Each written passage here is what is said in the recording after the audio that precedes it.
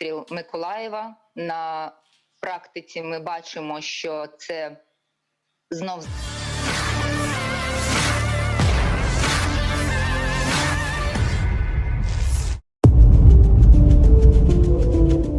Tentara Ukraina menyebut terus menyerang sasaran militer di wilayah Kherson. Dikutip Kyiv Post, setiap hari jembatan Antonivsky dan Kakhovsky ditargetkan untuk menghambat jalur pasokan dan memutus pasukan Rusia di tepi kanan Sungai Dnipro.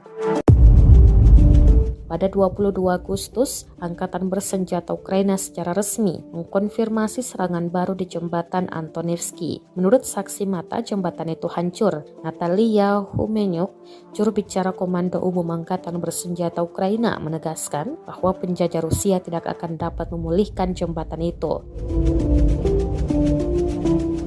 Sementara itu, tentara Rusia diklaim pada 22 Agustus itu melakukan 5 serangan udara terhadap posisi unit angkatan bersenjata Ukraina di selatan negara itu. Para pasukan Rusia juga menembakkan roket dari Tornado, peluncur roket multiple 300 mm terbaru Rusia, menuju Bastanka, wilayah Mykolaiv.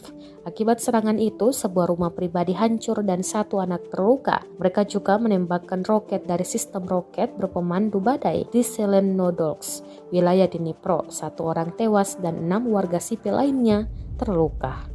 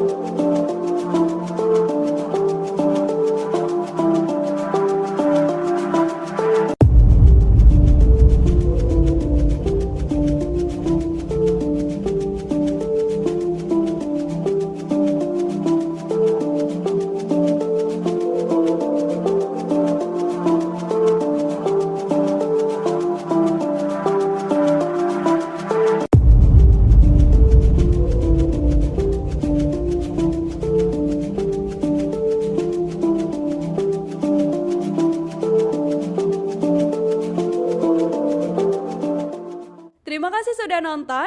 Jangan lupa like, subscribe, dan share ya.